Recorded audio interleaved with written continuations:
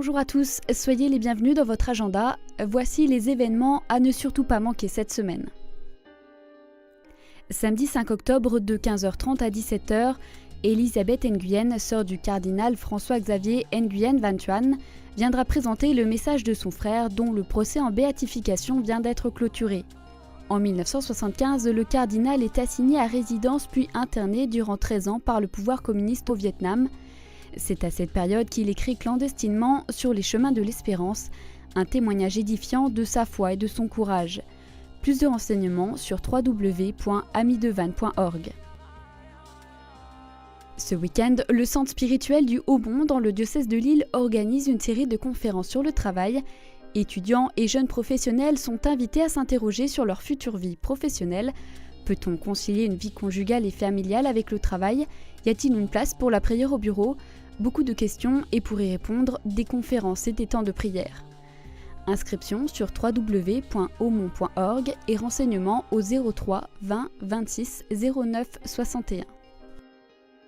La miséricorde divine, une grâce pour notre temps, c'est le thème du grand week-end organisé par la paroisse de Saverdun dans l'Ariège. Prières, enseignements et adoration en présence des reliques de Sainte Faustine sont au programme de ces 3 jours. Le week-end sera animé par Hélène Dumont, auteure de plusieurs ouvrages sur la miséricorde. Renseignements au 05 61 60 32 83.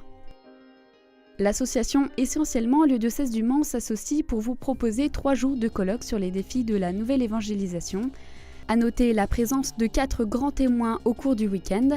Monseigneur Rino Fisichella, président du Conseil pontifical pour la promotion de la nouvelle évangélisation, le cardinal Angelo Scola, archevêque de Milan, le cardinal André XXIII, archevêque de Paris et l'écrivain Marek Alter. Tout au long du week-end, une série d'événements culturels et spirituels rythmera la ville avec en point d'orgue la messe de clôture à la cathédrale dimanche à 11h. Renseignements et inscriptions sur www.essentiellement.org. Si vous aussi vous souhaitez nous envoyer vos actualités, n'hésitez pas à nous écrire à l'adresse agenda@ktotv.com ou à l'adresse postale qui s'affiche sur vos écrans.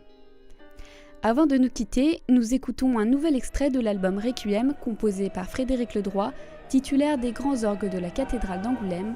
Bonne semaine à tous.